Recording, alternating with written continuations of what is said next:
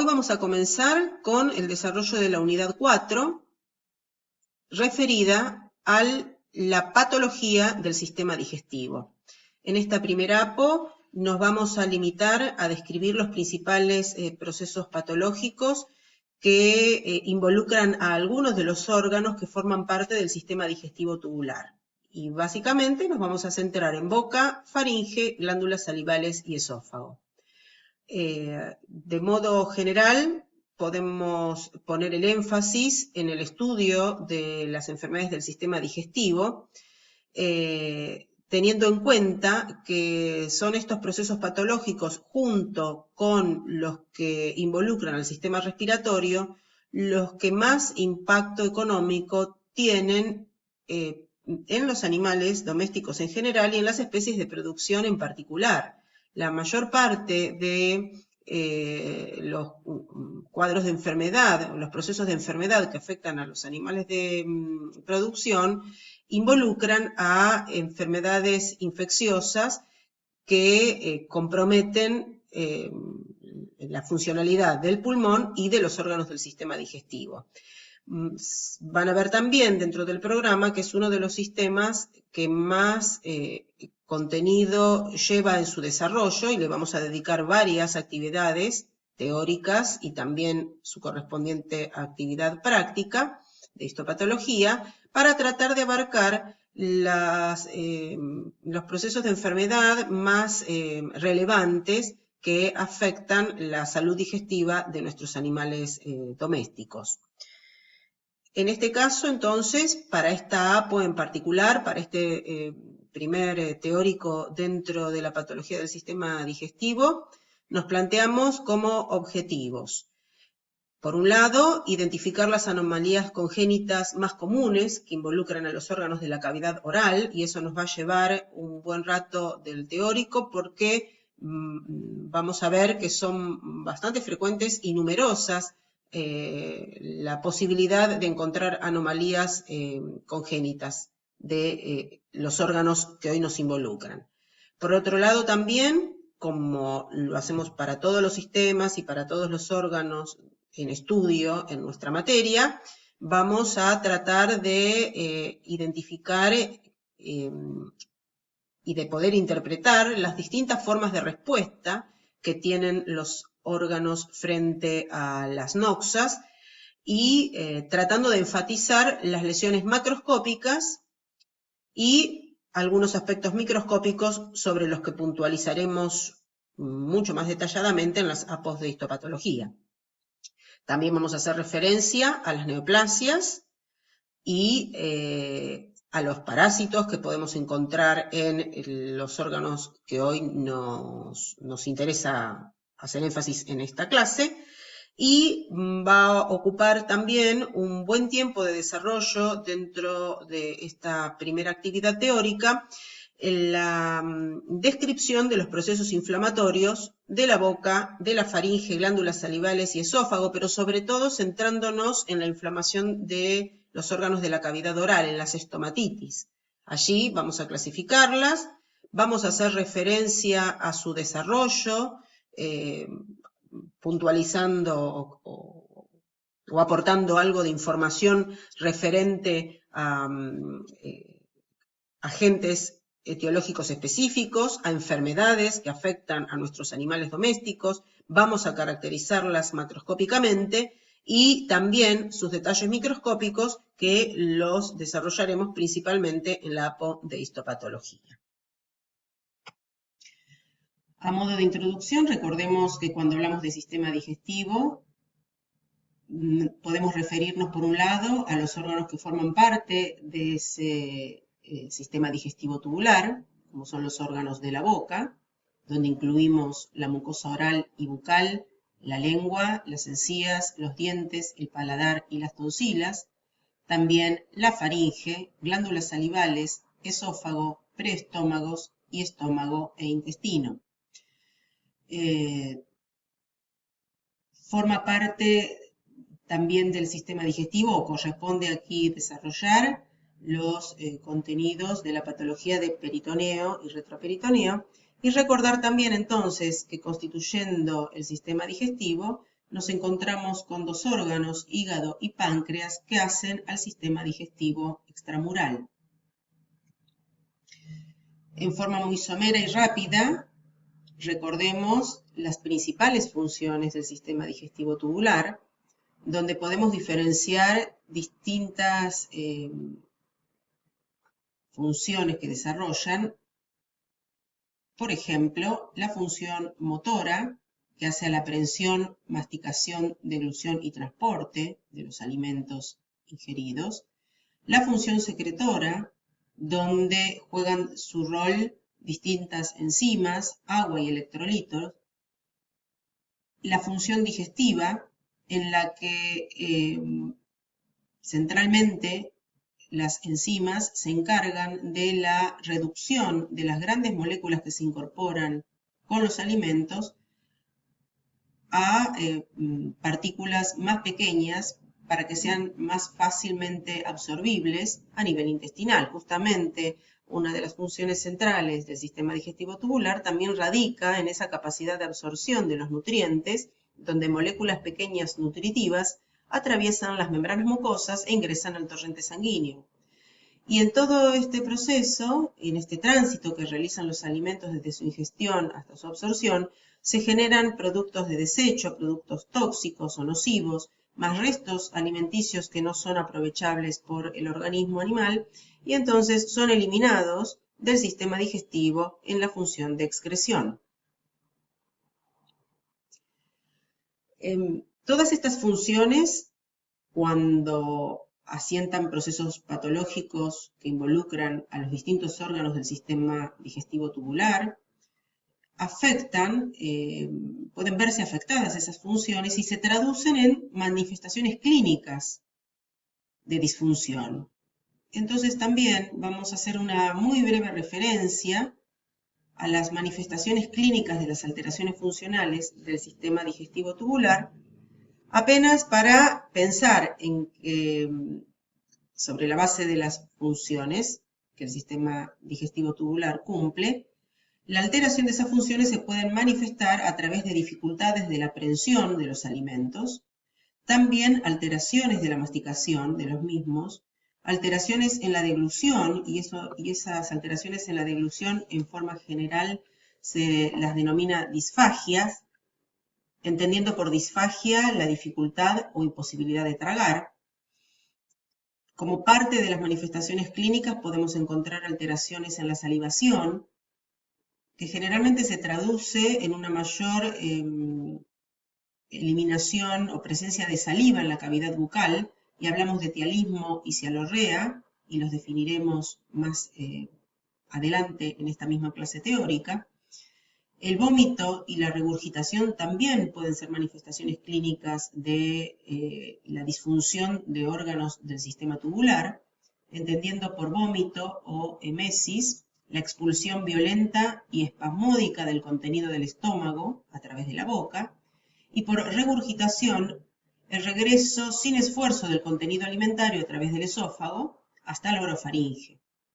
La diarrea y la constipación, como otras alteraciones funcionales, sabemos que entonces o definimos la diarrea como una evacuación intestinal de heces acuosas y blandas, generalmente caracterizada por una mayor frecuencia en el número de deposiciones, y la constipación o estreñimiento, justamente todo lo contrario, evacuación con esfuerzos de heces duras, generalmente con reducción en el número de las evacuaciones.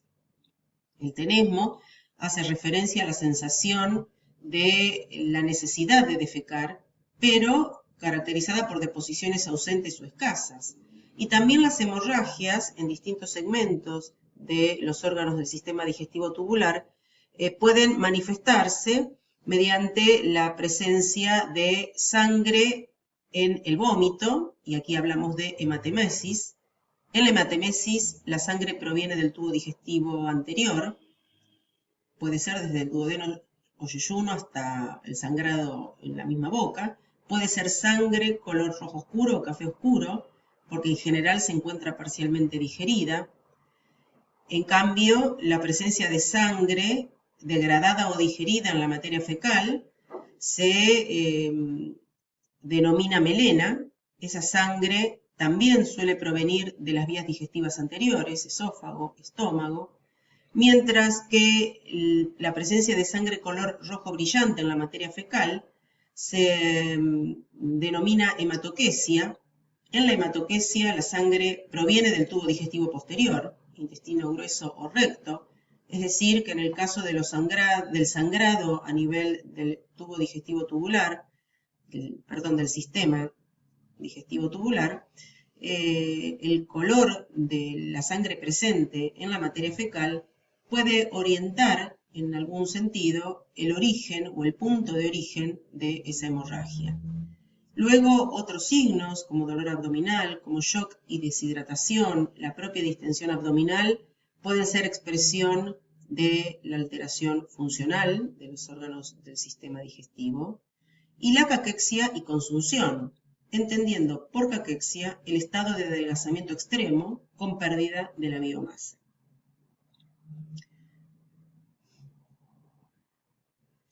Comencemos entonces ahora a desarrollar los principales procesos patológicos que afectan a la cavidad oral. Dentro de las enfermedades de la cavidad oral, como sucede con algunos otros sistemas, vale la pena detenerse unos minutos en lo que hace a anomalías congénitas de la cavidad oral. En esta imagen estamos listando una serie de anomalías congénitas que son posibles de ver con relativa frecuencia, en algunos casos con bastante frecuencia, dentro de la cavidad oral.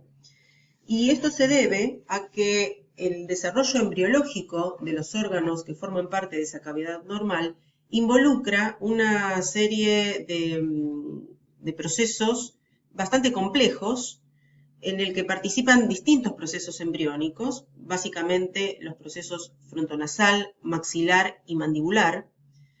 De su desarrollo, o a partir de su desarrollo, se generan, se forman los distintos órganos de la cavidad oral, y la complejidad y duración de este desarrollo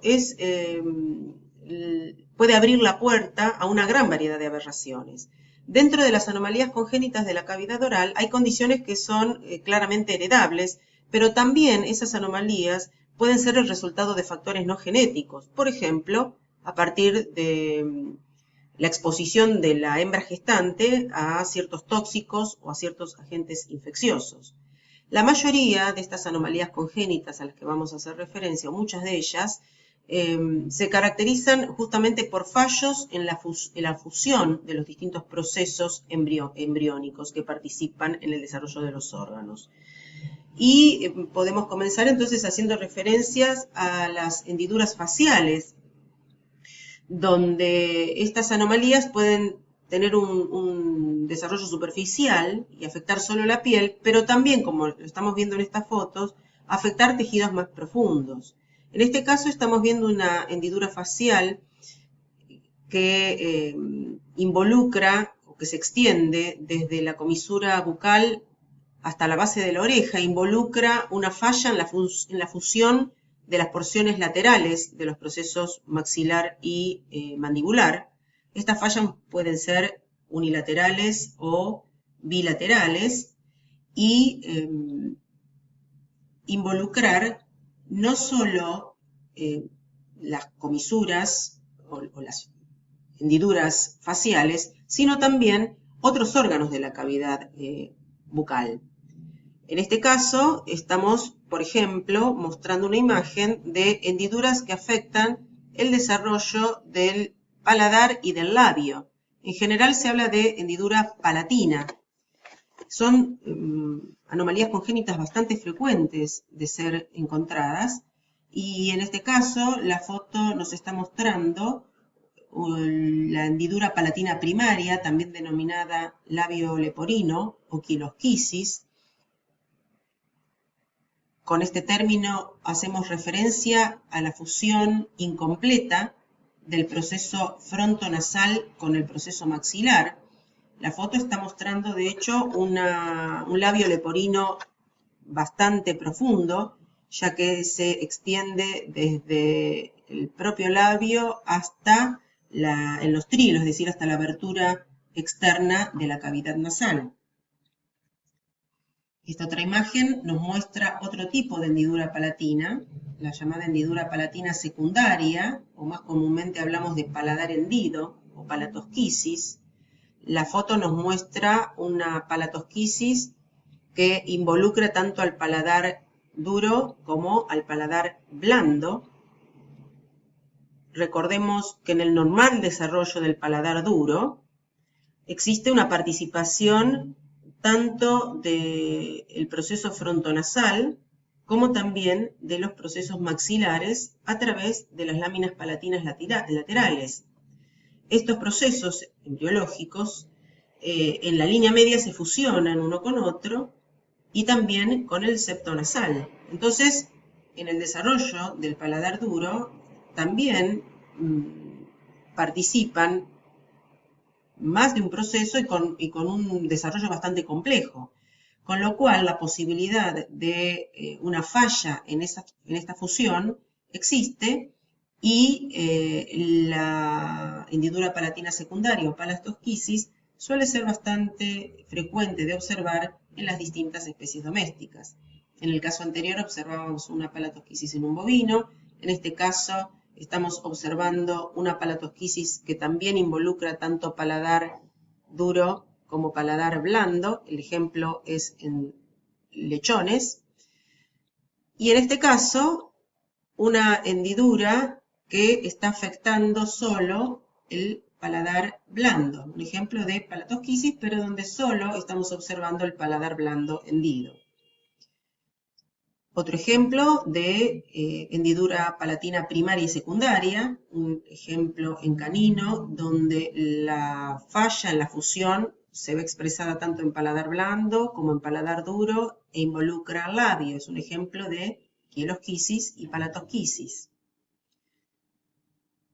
En la mayoría de los casos en que nos encontramos con ejemplos de palatosquisis, las causas son desconocidas, pero en algunas situaciones es posible determinar la causa o asociarla por lo menos a procesos hereditarios, como ocurre en ciertas razas de caninos y de bovinos, donde están involucrados genes autosómicos recesivos simples, o a la exposición, como decíamos anteriormente, de la hembra gestante a ciertas drogas o a plantas teratogénicas. Por ejemplo, en el caso de felinos y equinos, la posibilidad de encontrar hendidura palatina secundaria, es decir, palatosquisis, puede ser consecuencia de la exposición de la hembra gestante a un tratamiento con grisofulvina o en los caninos a un exceso de cortisona o a una hipervitaminosis A.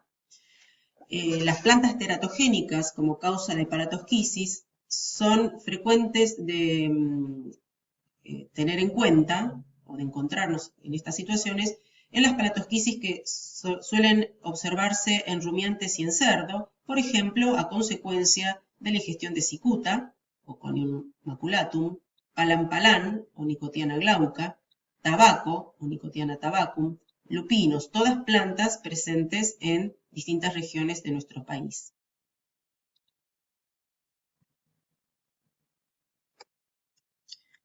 Como ejemplos de otras malformaciones, los mismos lechoncitos en los que estábamos mostrando la palatosquisis está evidenciando otras malformaciones, y aquí la que queremos resaltar es la llamada braquignatia superior o acortamiento del maxilar,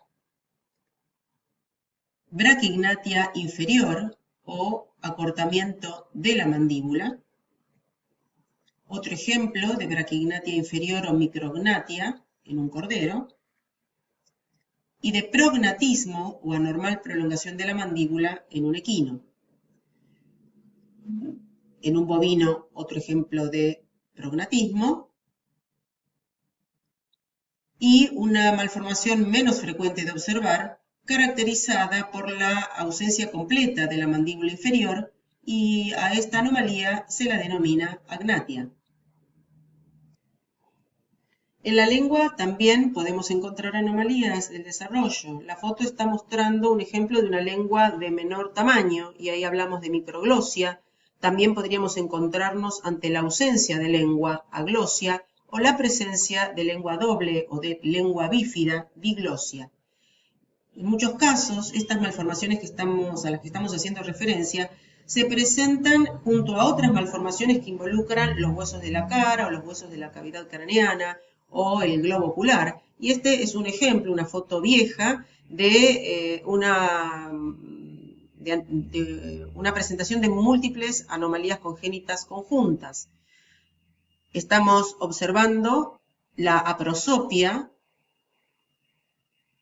o ausencia completa de la cara, en este caso, en realidad, más particularmente una teloprosopia, es decir, un desarrollo incompleto de la cara, pero que está presentándose en forma conjunta con otra anomalía llamada sinoftalmos, donde los dos globos oculares se encuentran fusionados, y con lengua bífida.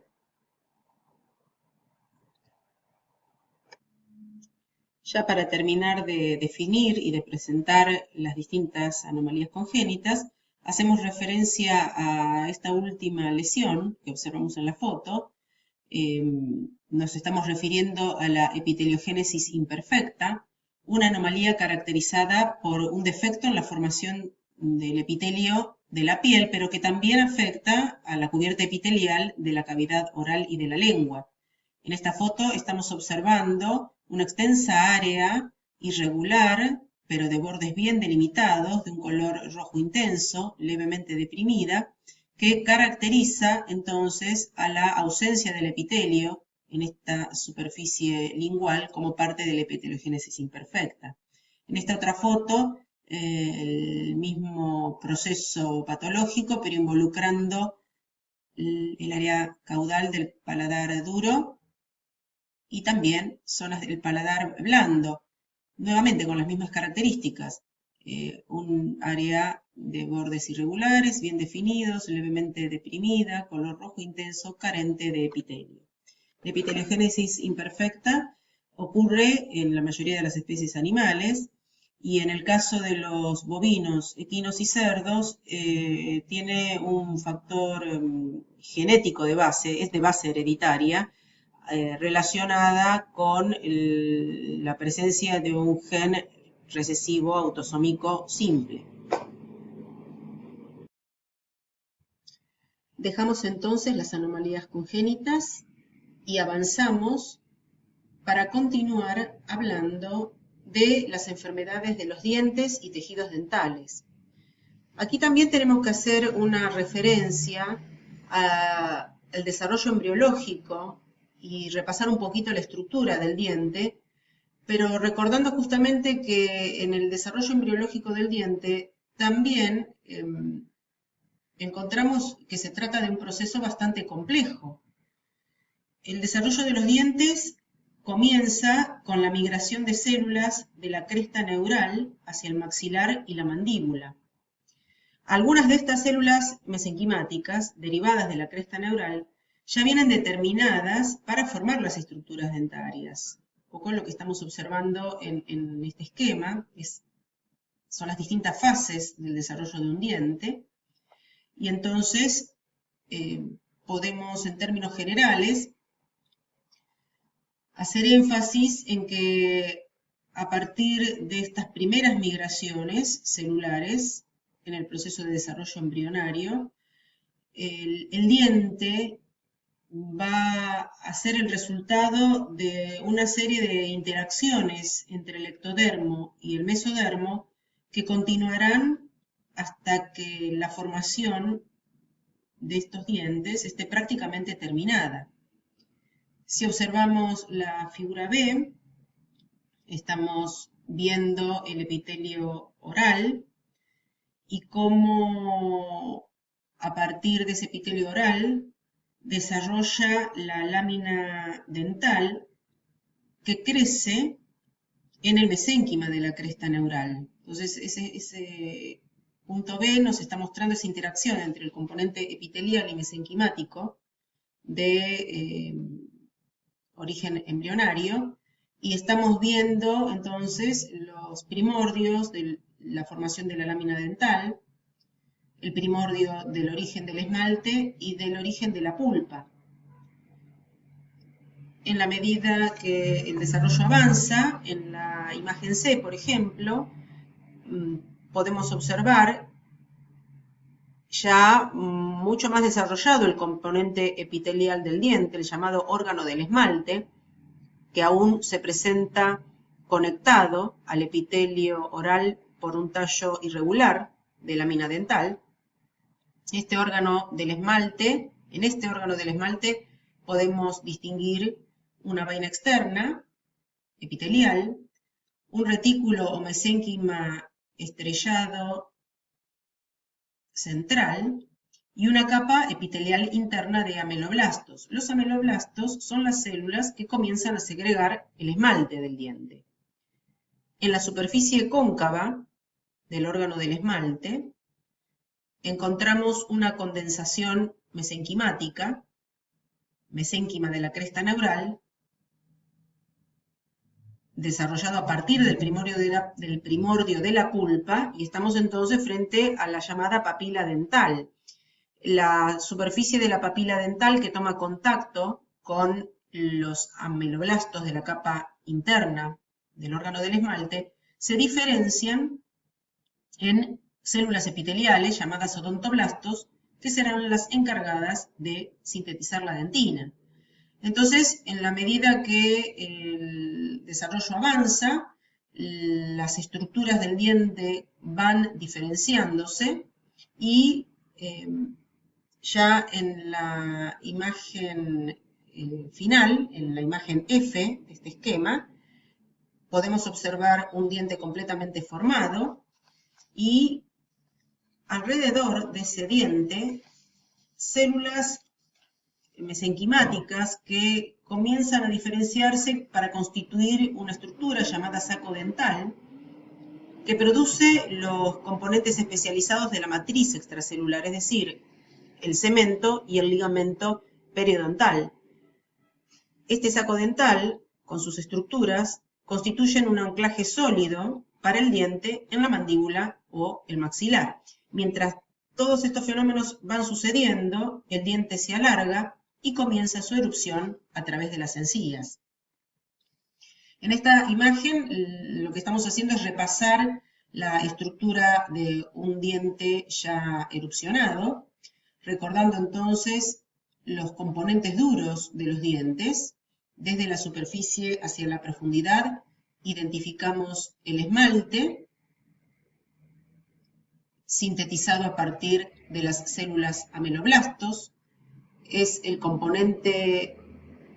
tejido duro del diente que mayor componente mineral posee en su composición. Luego nos encontramos con la dentina, también con más de un 65% de componente mineral, pero ya mayor componente orgánico también en su estructuración. La dentina, recordamos que está formada o sintetizada a partir de las células odontoblastos. Y el cemento, ya dentro de lo que es el saco dental, producido por células cementoblastos, donde predominan los componentes orgánicos. Existen ciertas diferencias entre las distintas especies domésticas respecto a la extensión de la cubierta del esmalte o del cemento. Sobre esta base, los dientes se clasifican en braquidonto para los carnívoros porcinos y también para el hombre. En general, en los dientes braquidontos, el esmalte está restringido a la corona y el cemento cubre las partes carentes de esmalte. En los herbívoros, la mayoría de sus dientes se los clasifica como ipsodontos, donde el esmalte cubre la corona y se extiende más profundamente hasta la raíz, invaginándose en la dentina y formando infundíbulos, y están cubiertos por cemento. Cuando hablemos de periodonto, vamos a estar haciendo referencia a los componentes del saco dental, es decir, el ligamento periodontal, el cemento, la lámina propia gingival y el hueso alveolar.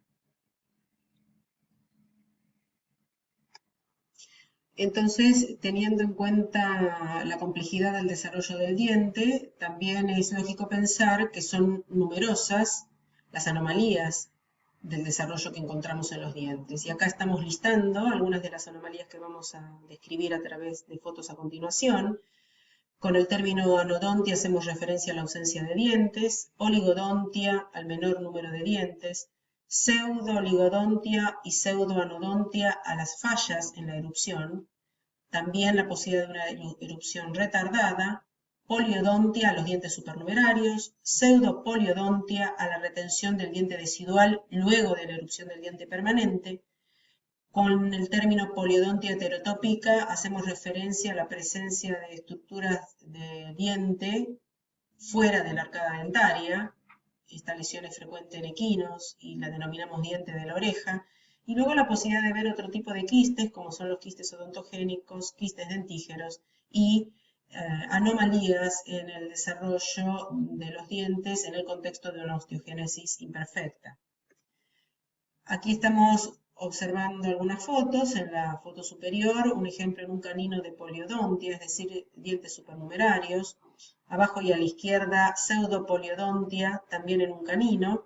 En esta imagen se observa bien esa idea de dientes supernumerarios, pero que si observamos en detalle, en realidad no es una poliodontia verdadera, porque lo que estamos viendo es la persistencia del diente decidual al lado de un diente permanente completamente erupcionado. Estas pseudopoliodontias pueden encontrarse en distintas especies domésticas, no solo en el canino, también en felinos y en equinos, especialmente en lo que son razas miniaturas. La poliodontia heterotópica hace referencia a una estructura quiste, es un tipo de quiste dentígero no odontogénico, es decir, donde el quiste desarrolla por fuera de la arcada dentaria. De hecho, la estructura quística se encuentra revestida, como todo quiste, por un epitelio tipo estratificado parecido al epitelio cutáneo o a una mucosa, y puede contener uno o más dientes que estén dispuestos en forma laxa dentro de la cavidad del quiste y adheridos a la pared quística, o embebidos mucho más profundamente en el hueso petroso del temporal. En esta imagen, el diente de la oreja, esta poliodontia heterotópica, la estamos observando en el sector del petroso del temporal.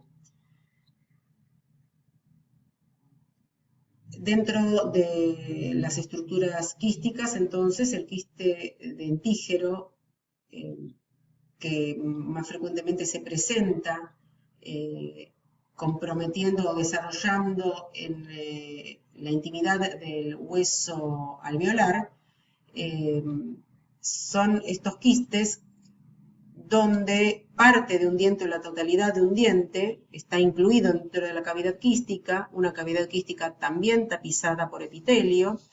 Los quistes dentígeros en general se observan externamente como tumoraciones o neoformaciones que comprometen y se localizan en la zona de las encías. A veces, cuando estos quistes dentígeros son grandes en cuanto a su tamaño, pueden generar una tumefacción de la mandíbula o del seno maxilar adyacente. En general son estructuras quísticas entonces que son identificables en los animales jóvenes. Este es un ejemplo en un equino. También, como anomalías del desarrollo del diente, podemos encontrar la displasia de dentina formando parte de una enfermedad más compleja y más generalizada, como es la osteogénesis imperfecta. En esta enfermedad de base hereditaria, los animales tienen una capacidad defectuosa en lo que hace a la síntesis del colágeno tipo 1. La proteína colágeno tipo 1 está presente es el principal constituyente orgánico de la matriz osteoide, también de ligamentos y tendones, también presente en la dentina y en el ligamento periodontal. Es decir, que en el contexto de un cuadro de osteogénesis imperfecta vamos a describir lesiones asociadas a la fragilidad ósea o de tendones y ligamentos, y también relacionadas con los dientes en el propio diente y a nivel del ligamento periodontal. La foto lo que nos está mostrando es la fractura del diente incisivo, justamente secundaria a la displasia de dentina por formación defectuosa de la proteína colágeno tipo 1 en el contexto de una osteogénesis imperfecta. Luego podemos hacer referencia, dejando entonces las anomalías del desarrollo del diente, a algunas condiciones degenerativas que podemos observar en los dientes. Si bien en la necropsia, en la clínica y en la necropsia habitual, los dientes no son órganos de inspección rutinaria en general. La cavidad oral en general durante la necropsia la observamos más bien para prestar atención o prestando atención al color de las mucosas, y los dientes en general los observamos para efectos de determinar la edad de los animales. Pero si realizamos observaciones detalladas, el diente también nos puede brindar otro tipo de información, por ejemplo, si prestamos atención a la pigmentación. Un color amarillo parduzco a negruzco de los dientes puede estar presente en cuadros de fluorosis o por depósito de tetraciclinas. Un color rojo parduzco puede estar significando la presencia de hemorragias en la pulpa. Un color gris verdoso puede ser ejemplo de inflamación de la pulpa dentaria, en una pulpitis pútrida. El tinte amarillento de los dientes puede estar acompañando a un cuadro de ictericia. Y el tinte rosado, pardo oscuro de los dientes también en el contexto de una porfiria congénita.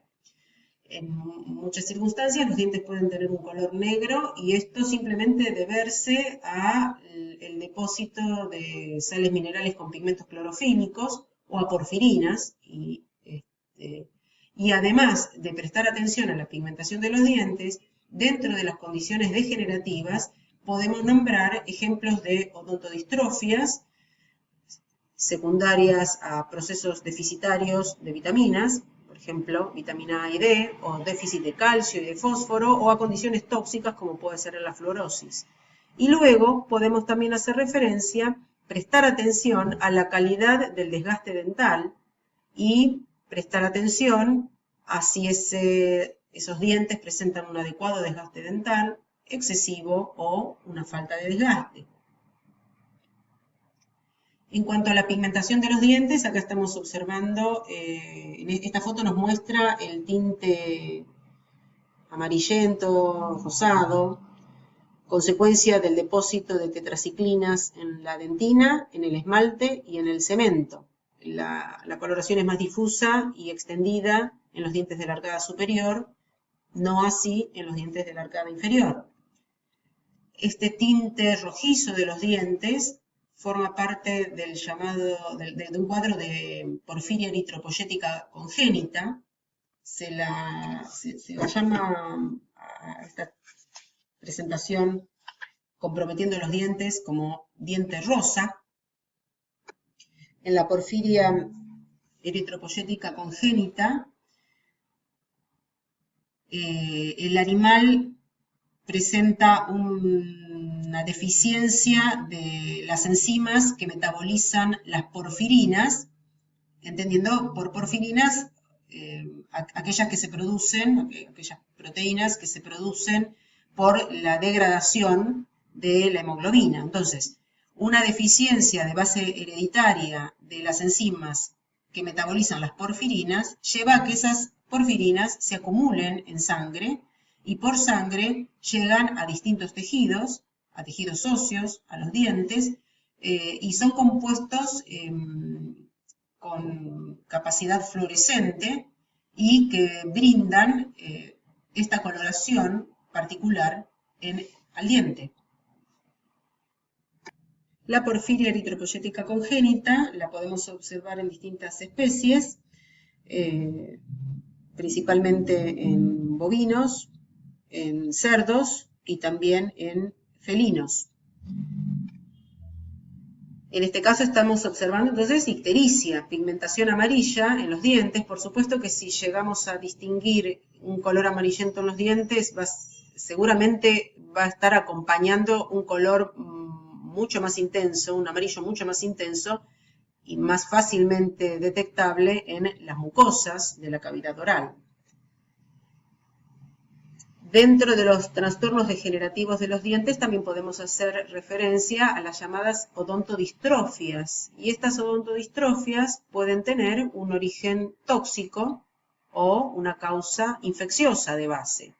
Las odontodistrofias se expresan principalmente a través de una deficiente formación del esmalte. Hablamos de hipoplasia del esmalte.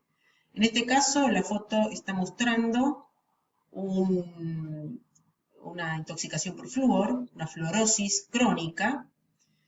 La fluorosis es bastante frecuente, principalmente en herbívoros, en aquellas zonas donde suele haber aguas con exceso de flúor, por ahí zonas próximas a regiones volcánicas, o también incorporan, en ese caso incorporan el flúor o a través del agua o a través de los propios alimentos. Cuestión, en nuestra provincia de Buenos Aires, la fluorosis crónica se observa no solo en los animales, sino también en las personas, en las zonas noroeste y suroeste de la provincia de Buenos Aires, donde el exceso de flúor afecta la formación del esmalte y brinda un color y un aspecto calcáreo al diente. Estamos viendo dientes con un aspecto gredoso, opaco, con zonas de decoloración amarillenta, pardo oscura, negruzca. Tanto los ameloblastos como los odontoblastos, es decir, las células productoras de esmalte y dentina, son sensibles al exceso de flúor. Y entonces, en este caso, lo que se ve afectado es la producción del esmalte, de la dentina, en cuanto a cantidad y a calidad, y esa dentina, esa matriz reducida, también es anormalmente mineralizada, o sea, no solo afecta la formación del esmalte, sino también de la propia dentina. En cambio, como ejemplo de odontodistrofias infecciosas, que se expresan también con hipoplasia del esmalte, un ejemplo clásico en el caso de los caninos es la hipoplasia del esmalte secundaria o que queda como secuela de la infección por el virus del distemper canino. Aquí otra imagen donde estamos viendo la pigmentación anómala, parduzca, de los dientes, consecuencia de la infección por virus de distemper canino. Y en el caso de los rumiantes, la hipoplasia del esmalte suele aparecer asociada a la infección intrauterina por el virus de la diarrea viral bovina.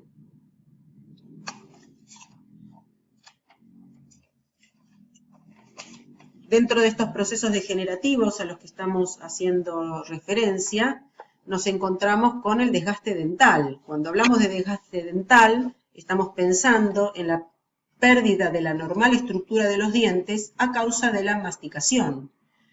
En este caso, este desgaste irregular, la foto nos está mostrando un desgaste irregular que da origen a lo que se describe como boca entramada o en escalera.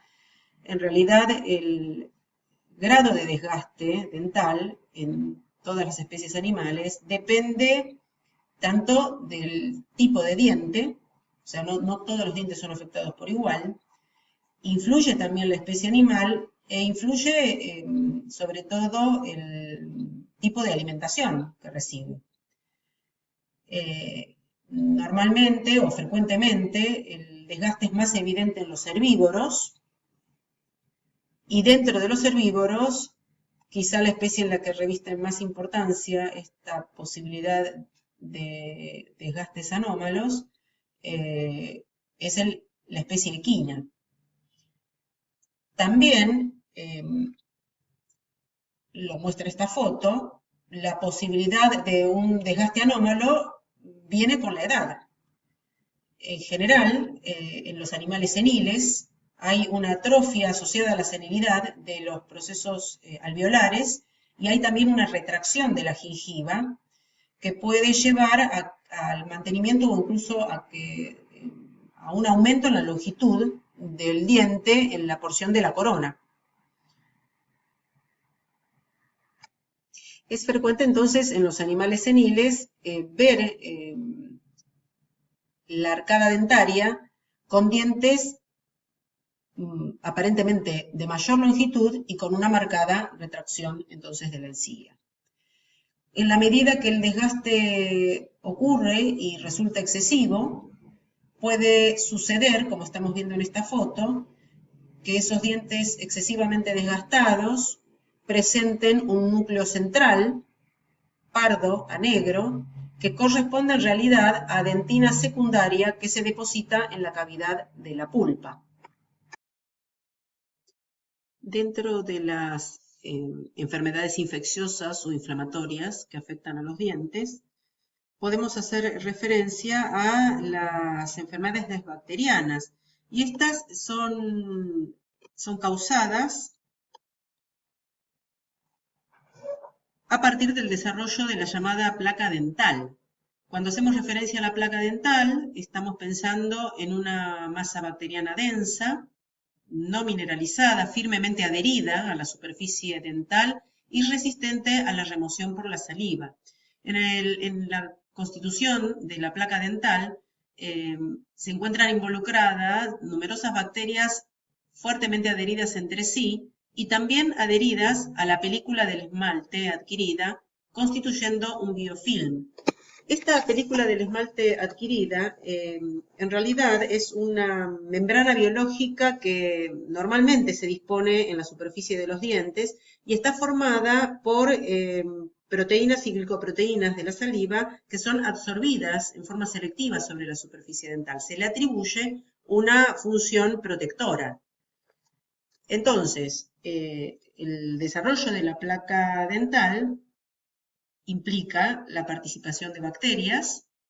Esa placa dental se clasifica en supragingival y subgingival, y esa clasificación no solo hace referencia a la distinta ubicación de la placa dental, sino también a su constitución en cuanto a las bacterias participantes y a su metabolismo. El caso de la placa dental supragingival es la placa dental que se localiza sobre la corona del diente y es la que participa o la que causa la caries dental.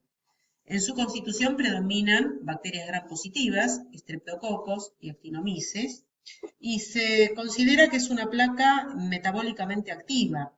La placa utiliza los carbohidratos de la dieta y a partir de estos carbohidratos de la dieta produce polímeros con capacidad adhesiva, produce ácidos que son los que van a actuar sobre el esmalte, provocando desmineralización, y también a partir de esos carbohidratos de la dieta obtiene energía, las bacterias obtienen la energía necesaria para mantenerse, para la producción de distintas enzimas.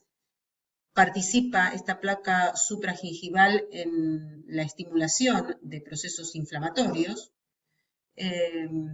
y es diferente a lo que observamos en el caso de la placa subgingival. La placa dental subgingival se ubica en el surco gingival, entre el diente y la encía, y es causa de gingivitis y de enfermedad periodontal. En su constitución predominan las bacterias gram negativas acarolíticas, como bacteroides, espiroquetas. Esa placa subgingival es mucho menos organizada que la placa supragingival y también está mucho menos firmemente adherida a la superficie entre el diente y la encía, cosa que no ocurre con la placa supragingival, que está fuertemente adherida a la superficie de la corona del diente. En general, en el caso de la placa subgingival, obtiene sus nutrientes a partir del líquido crevicular.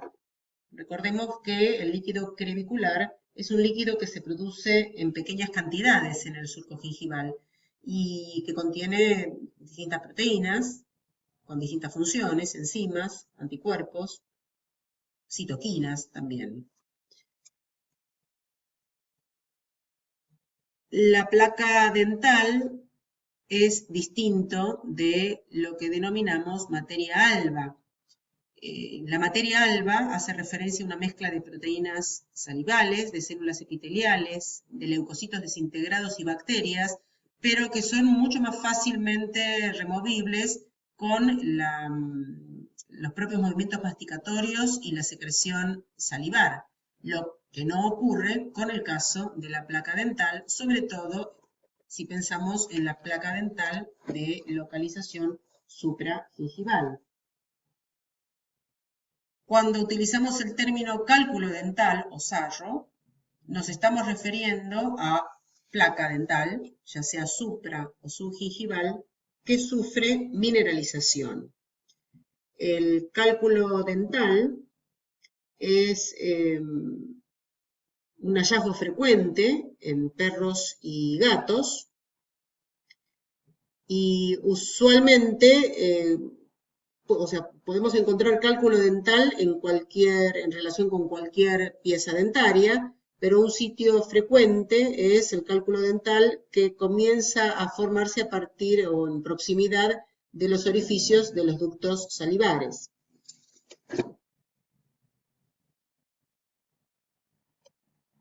La caries dental hace referencia a la enfermedad de los tejidos duros del diente y está caracterizada por la desmineralización de la parte inorgánica de los dientes y la degradación enzimática de la matriz orgánica.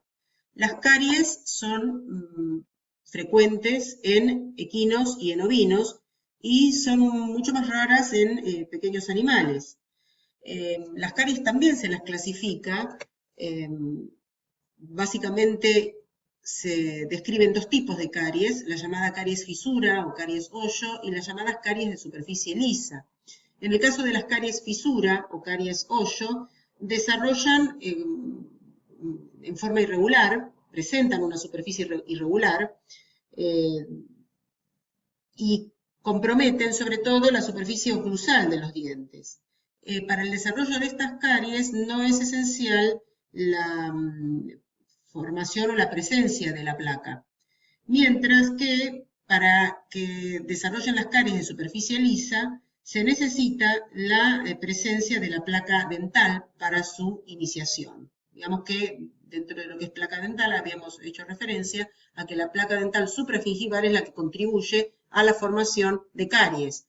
Y dentro de esa contribución, contribuye a la formación de las caries de superficie lisa, que son las que comprometen o tienen lugar o desarrollan en las superficies proximales del diente, adyacentes a las zonas o las superficies de contacto o de oclusión.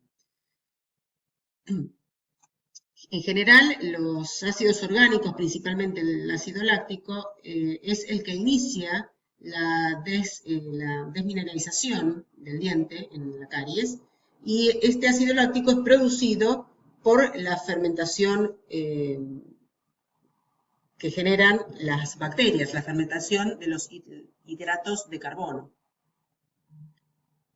Veamos entonces algunas imágenes. En esta foto estamos observando en un canino la formación de cálculo dental o sarro. Tiende este cálculo dental a comprometer principalmente el área de unión con la gingiva. Estamos observando la placa dental o sarro con un color pardo. Pareciera generar una pequeña reacción en esta foto en encía limitante. Se entiende que este sarro dental puede, y de hecho lo hace, favorecer el desarrollo de enfermedad periodontal, o sea, de inflamación de todos los componentes del periodonto. Es frecuente la presencia de sarro en los pequeños animales y de hecho muchas veces los veterinarios se ven en la necesidad de remover para contribuir a la salud general del animal y a la salud bucal este sarro y evitar o prevenir el desarrollo de enfermedad periodontal.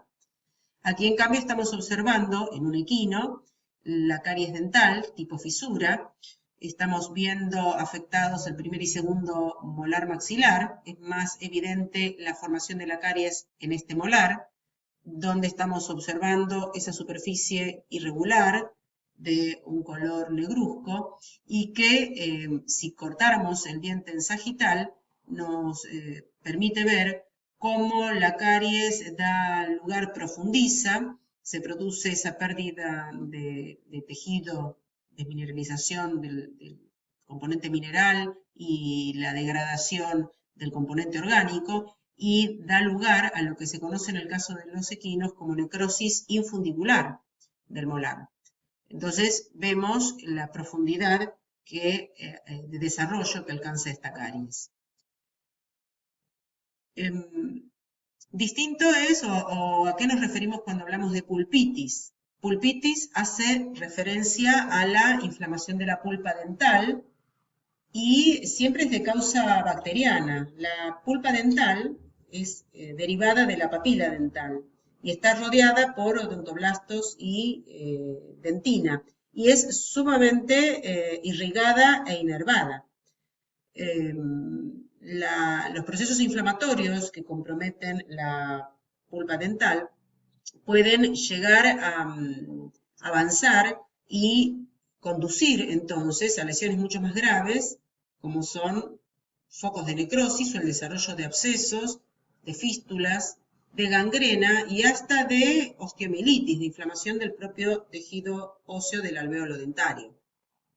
La gingivitis hace referencia a la inflamación de la encía, es frecuente en caninos y felinos, como también lo es en los caninos y felinos frecuente la enfermedad periodontal. En general, la enfermedad periodontal inicia como una gingivitis y compromete todas las estructuras del periodonto, incluso el hueso alveolar. Veamos algunas imágenes también.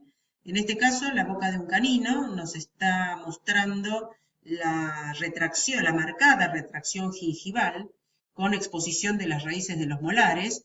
En esta imagen parece evidente también la presencia de cálculo dental o sarro en estos molares. Está expuesta la raíz de los molares y hay una, no solo retracción gingival, sino una marcada respuesta inflamatoria, gingivitis y estomatitis en los tejidos, entonces en la superficie mucosa, las que vemos de un color rojo intenso. Forma parte entonces de lo que es la enfermedad periodontal, esa retracción gingival, esa tumefacción e inflamación de la gengiva.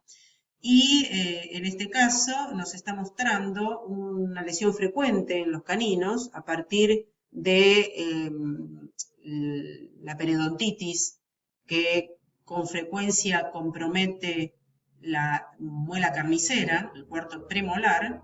La foto entonces nos muestra la retracción de la encía, la inflamación de encía, el compromiso del tejido periodontal, la exposición de la raíz de la muela carnicera y cómo externamente en algunos caninos, esta es una lesión bastante frecuente de ver, ese absceso o esa enfermedad periodontal evoluciona dando lugar al desarrollo de un foco absedativo, de un absceso que involucra los tejidos alrededor del cuarto premolar y puede fistulizar a los senos debajo del ojo, que es lo que estamos viendo sobre la cara de ese perrito. Si tuviéramos posibilidades de inspeccionar más profundamente esos tejidos, a partir de la periodontitis y del desarrollo del absceso malar, puede no solo perderse la pieza dentaria, sino el cuadro inflamatorio, el proceso inflamatorio involucrar los tejidos duros, y lo que está señalando esta foto con la flecha es la pérdida de tejido óseo en el contexto de una osteomielitis secundaria a la periodontitis. Y en esta otra foto, luego del desollado en la necropsia de la piel de la cara y cráneo, la flecha señala el área de absceso malar y la fistulización, entonces a partir del absceso de la lesión periodontal y del absceso que suele formarse cuando la enfermedad periodontal compromete a la muela carnicera.